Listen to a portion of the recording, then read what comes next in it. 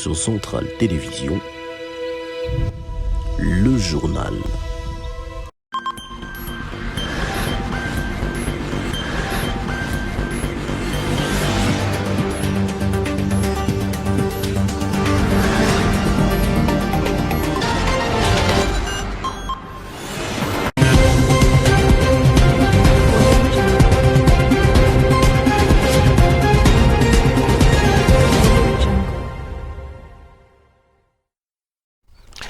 Mesdames et messieurs, bonsoir et bienvenue à cette grande édition du journal sur Centrale Télévision.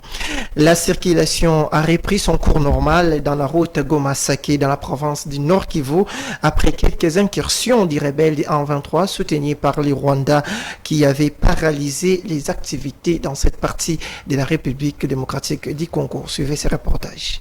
Les activités sociales ont repris dans la cité de Saké après panique de l'avant-midi, car les FARDC appuyés par les volontaires pour la défense de la patrie, Wazalendo, ont stoppé net l'avancée du M23 RDF sur les collines de Maléré, Israël et Katabiro, à plus ou moins 7 km de Saké. Les habitants de la contrée restent rassurés par la puissance de feu des FARDC déterminés à en découdre avec l'ennemi, malgré qu'une partie de la population s'est réfugiée aux alentours de Goma. Sie hatuwezi kukimbia na tuache mwingine. Hapa ni kwetu na tutakufia hapa ni kwetu. Jeunesse iko mobilize sana na kuakompanye FRDC. Jeunesse iko mobilize sana kuakompanye wazalendo kuwapatia si nguvu purke waweze kupigania mamilima yetu na mwingine yetu. Niko Sake, niko naujisha bunga. Niko Sake. Tunaikala tuko natafuta hivi yakula tuoneka tutahipata. Hapa tuko Sake. Na tuko tunaujisha usambaza hapa lakini tuko tunaujisha lakini hatujue kama tutapata makuza juu ukimbizi mnatutesa. Ile mfua kusema sema basoda washa kimbia ni bongo. Basoda wako gisi mko mnaona hata nyuma yangu kama wanapaswa kwa wako wanaonekana basoda wako. Vile gisi kuna kwa expression ya kusema soda ni watu. Na si population tujikaze tututenire basoda yetu tusiwachilie. Le porte-parole civil du gouverneur militaire ad intérim du Nord Kivu, le général-major Peter Chirimwami, a rassuré la population.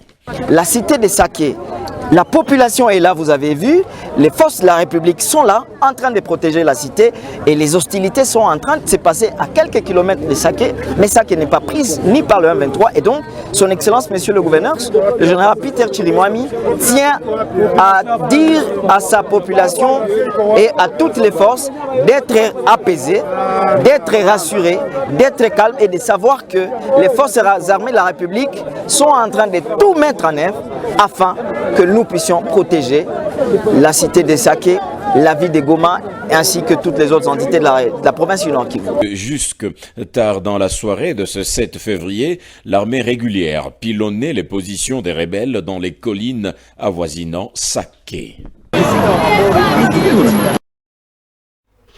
Toujours dans ce même chapitre, Marc Madinunga, analyste politique, s'est dit très indigné par cette situation qui persiste à l'est du pays et appelle ainsi la population congolaise dans son ensemble à l'unité pour barrer la route aux ennemis de la République.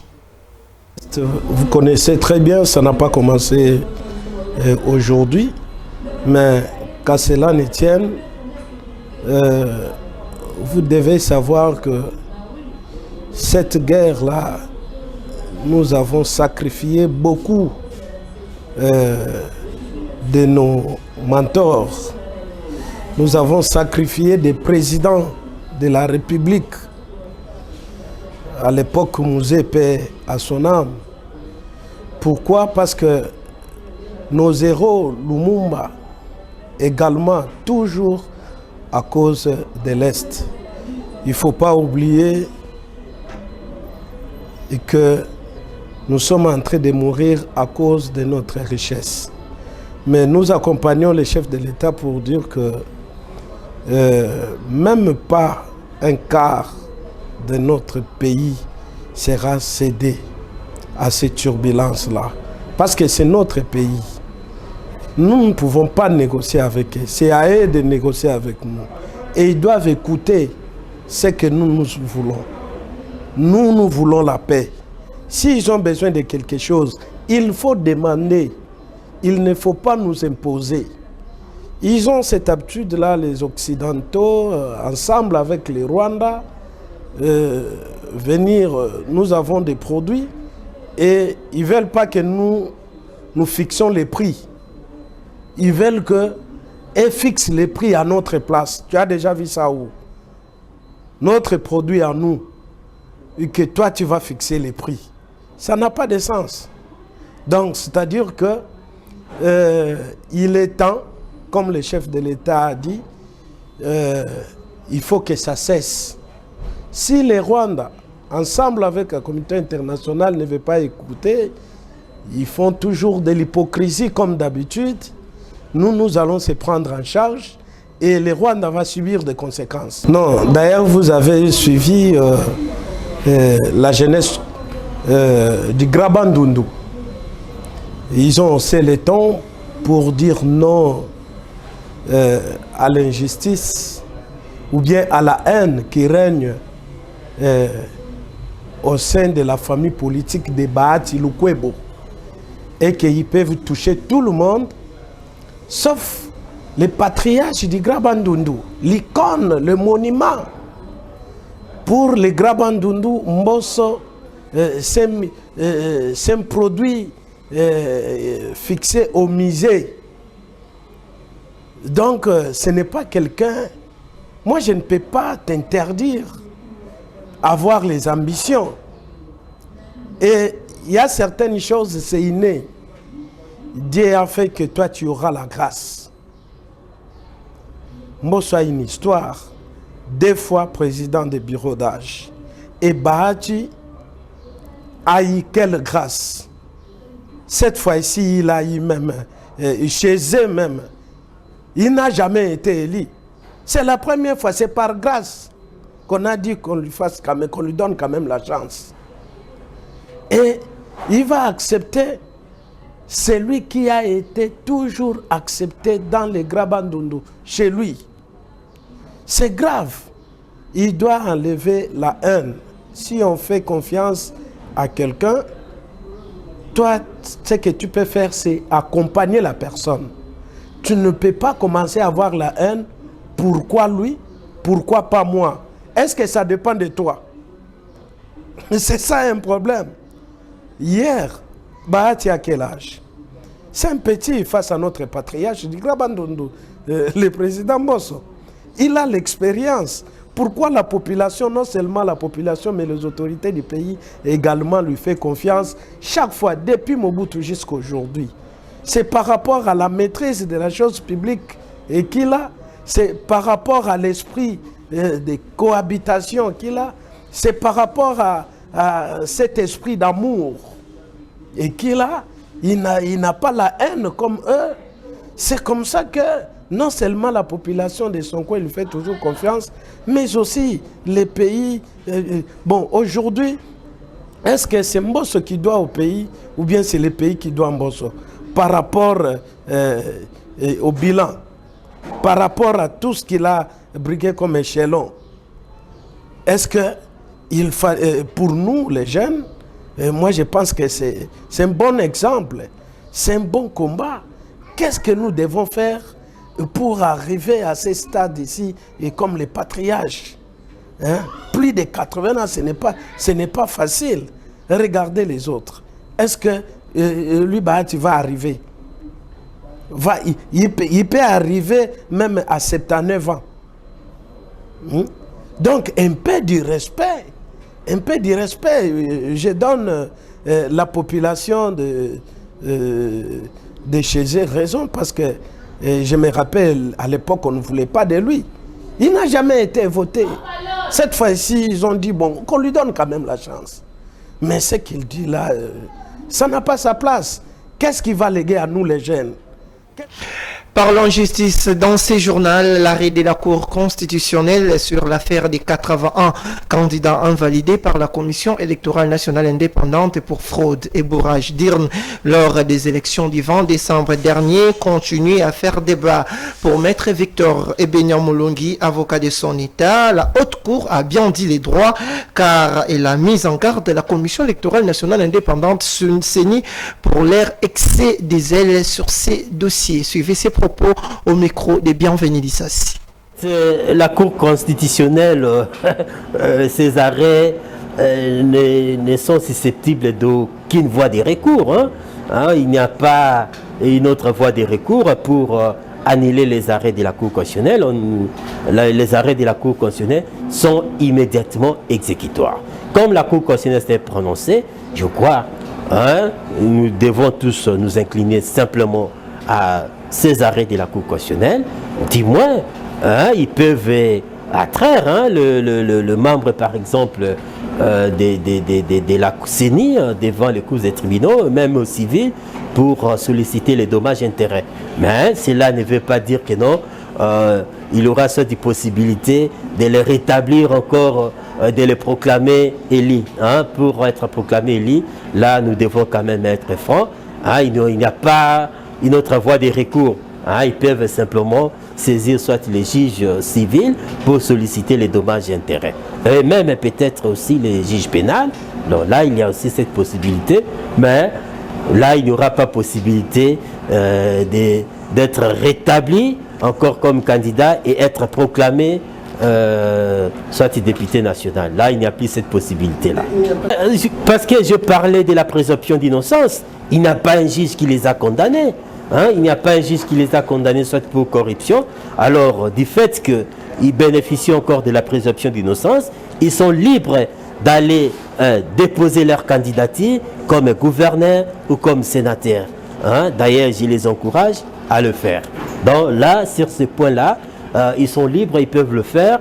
Il n'y a pas un obstacle juridique ou judiciaire qui les empêcherait à postuler comme candidat aux élections sénatoriales ou bien pour les élections des gouverneurs. Là. La CENI, mais la CENI, je vous ai dit, la CENI, ce n'est pas le juge. La CENI, malheureusement, je ne sais pas si elle tirait ses toupets, ses courages et doux d'aller invalider. La CENI n'est pas un juge. Le président de la CENI, il n'est pas dit qu'il peut se réveiller un matin, il commence à prendre des décisions pour invalider les gens. Donc si il y avait soit les soupçons de corruption, qu'est-ce qui devrait se faire? La CENI devrait les déférer devant les juges pénals. Devant les juges pénals, même au procédé de flagrance. Et c'est comme ça, il allait au moins comparaître devant le juge pénal. Et une fois qu'ils sont condamnés, c'est par là que la CENI devrait enlever leur nom. Mais dans le cas d'espèce, ils n'ont jamais été condamnés et ils n'avaient pas ces pouvoirs. Ou soit, si la CENI estimait qu'il y avait soit des problèmes de fraude lors de ces élections, elle devrait soit saisir le juge compétent en la matière, c'est-à-dire la Cour constitutionnelle, pour dire que non, voilà, nous voulons solliciter l'invalidation de tel candidat pour tel motif. Et c'est à l'époque là que les juges constitutionnels, la Cour constitutionnelle, devrait se réunir pour les invalider. Mais la CENI en soi n'a pas ces pouvoirs. La Cour d'ailleurs l'a dit et c'est déjà une mise en garde. La prochaine fois que le président soit de la CENI agira soit de cette manière, certainement il va se retrouver aussi devant les cours des tribunaux devant son juge naturel. Autre chose, dans ce journal, les autorités congolaises alertent sur une quantité importante de sucre périmé en provenance de la Zambie qui serait actuellement vendu dans les différents marchés de Kinshasa ainsi que dans d'autres provinces de la République démocratique du Congo. Suivez cet élément. Le sucre brun Energy for Life, c'est un sucre qui est destiné à l'industrie, mais que les opérateurs véreux vendent directement à la population pour consommation. Nous avons réuni tous les services qui sont concernés et à l'importation et au contrôle sur terrain et les autorités judiciaires pour que nous puissions nous porter main forte afin non seulement de mettre ce sucre hors commerce, mais aussi de poursuivre tous les opérateurs économiques qui s'exercent à cette pratique illégale. Nous pensons que ces opérateurs sont pires que le M23 qui tue nos populations à l'Est. Une balle, quand elle siffle, elle peut être entendue. Une bombe, quand elle tombe, elle peut être entendue et les populations peuvent fuir. Mais ça, c'est un poison qu'on est en train de vendre à la population et on expose la vie de la population à une mort certaine. Donc nous demandons également à la population de faire très attention au sucre qui est vendu sur le marché. Ce sucre brun, il est en granules et l'on peut facilement voir que la qualité, ce n'est pas la qualité du sucre que nous consommons de manière ordinaire. Nous avons déjà commencé ces opérations, il y a déjà du sucre saisi, nous continuons les opérations et nous avons les autorités judiciaires qui sont avec nous, qui vont poursuivre les infracteurs. Nous avons des partenaires tels que la FEC, tels que les administrateurs des marchés, qui vont aussi nous aider à relayer l'information auprès de leurs membres afin que tous soient sensibilisés et qu'on puisse réussir la mise hors commerce de ce sucre et protéger ainsi la population. Retour en province dans le cadre de l'installation des entités territoriales décentralisées prévues par la Constitution de la République. S'est tenue la mise en place des conseils communaux de Manika de la province du Lualaba en présence de Madame la gouverneure de ces provinces, Fifi Masuka Saini, et du président du bureau d'âge de l'Assemblée provinciale, Mathieu Kazembe Swana. Conformément à la loi relative à la libre administration des entités territoriales décentralisées de la RDC, il s'est ouverte la session extraordinaire Conseil communal de Manika, présidée par le chef des bureaux de cette commune. Une des communes de la ville de Kolwezi en présence du président du bureau d'âge de l'Assemblée provinciale, du gouverneur des provinces et de l'inspecteur provincial de la territoriale. 3 membres pour le bureau d'âge en vue de préparer l'élection du bureau définitif et la validation des mandats des conseillers municipaux. Ensuite, s'en est suivi l'installation du bureau d'âge qui sera dirigé par Kalend Chitad Jean, 51 ans, les plus âgés, comme président, suivi de Chikwatol Yav, 33 ans, vice-président, et Ilungankulu Michel, 31 ans, comme secrétaire. La remise des symboles du pouvoir aux doyens d'âge faisait partie des moments forts de cette cérémonie. Voici le carton.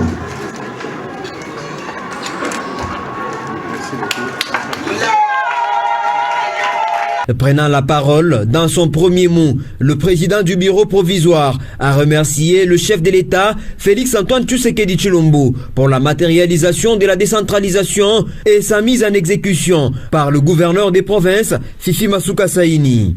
Je ne peux pas terminer cette allocution sans pour autant remercier le président de la République. J'ai cité Félix-Antoine Tshisekedi Tshilombo pour la matérialisation de la décentralisation à la base, bien sûr, par l'entremise de son Excellence gouverneur Fifi Masuka Saini. Il faudra noter que le conseiller communal a pour avant tout comme rôle de représenter les citoyens de la municipalité et d'influencer les décisions du conseil. Parlons santé dans ce journal. Aubergine est une plante à multiples propriétés très intéressante pour notre santé qui entraîne ainsi une baisse sensible des taux de cholestérol et contient plusieurs vitamines dont A et C. L'aubergine est un légume qui, sous sa peau violette cachée d'une grande vérité, d'éléments nutritifs bénéfiques pour la santé. Elle est notamment riche en minéraux tels que sélénium ainsi qu'en vitamines du groupe B, E et C. Provitaminé A L'aubergine est un laxatif et diurétique ainsi qu'en cas des maladies cardiovasculaires, rénales, rhumatismales. Elle est digestive et favorise à la diminution du taux de cholestérol.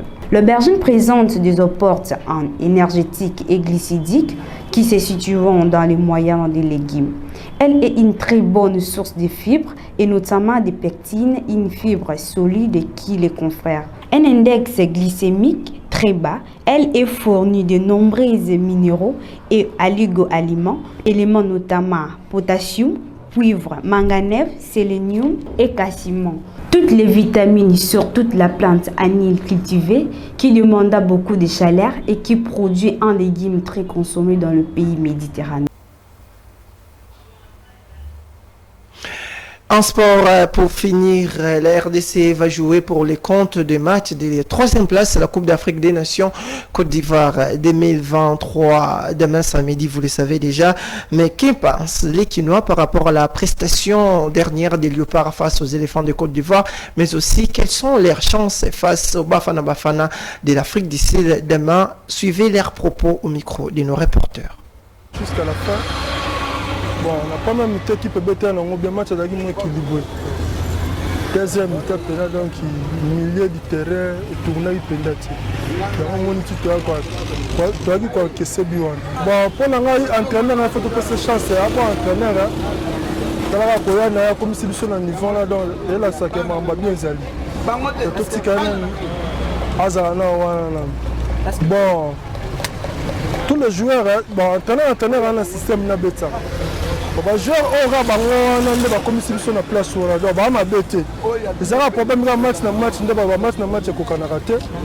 Nous avons le but de bêta qui me donne la chance de sauter le moni. Bon, samedi, tu as match à 3e place, mais après match à ma casse pour Afrique du Sud par bêta. Bon, le meilleur gagnant, c'est le terrain des chichés. Pour moi, c'est un match qui est raté, mais malgré tout, Afrique du Sud a l'écolo. Nous sommes tous à l'écolo. Pour qu'on ma place soit là dans la Sakia, nous sommes tous à l'écolo. Analyse des agas qui est un match.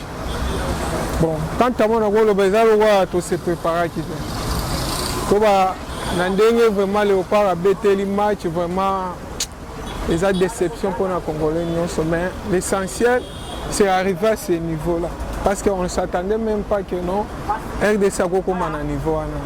Ce qui s'est passé, c'est déjà passé, mais tout ce pays a comme un niveau. Bon, cause à la démotiver, bon, on a condamné les entraîneurs. Parce que l'entraîneur, tout d'abord, changement, il y a un beau totalement. Parce que tant que c'est le changement, pour bien jouer le rôle à Piquel, milieu du terrain, Kasser, des sikoyo moni bakomo beta. Chibola, ça est le côté. En plus, à bénéficier au système à DNF, pour que ça banza na maele et boma qui trop. Or qu'on avait besoin d'un dribbleur.